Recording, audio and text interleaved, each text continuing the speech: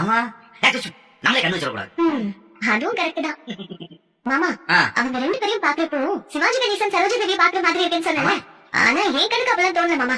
வேற யாரு தெரிஞ்சது? 2 பேரையும் இந்த ஹோட்டல் செட்டப்ல பரோட்டா போட்டு பாக்கும்போது தலைவன் தலைமையில விஜய் சேதுபதி நித்யா மேனன் பாக்குற மாதிரி இருக்கு. ஆமால இதே மாதிரிதான் அங்கேயும் பரோட்டா கொத்து வரும். ஆமா ஆமா, அது 2 பேருமே சேர்ந்து கொத்து பரோட்டா போட்டு சண்டை போட்டுட்டே இருப்பாங்கல்ல.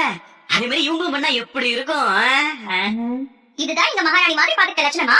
குடிக்கலடா உங்க அப்பா வீட்டு அரண்மனைக்கு கிளம்பி போங்கலங்க. எங்க வீடு எங்களுக்கு அரண்மனைதான் சார்.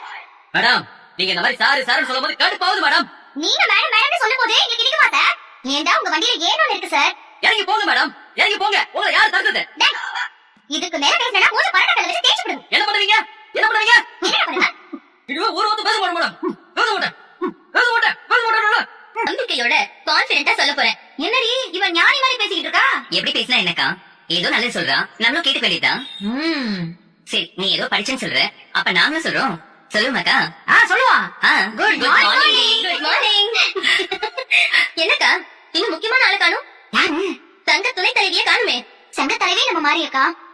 துணை தலைவி நம்ம தானே தானே? அதான் துணை தலைவி எங்கன்னு கேட்டேன். துணை தலைவி இன்னைக்கு நம்ம ஆட்டோ ஸ்டாண்டுக்கு வரல.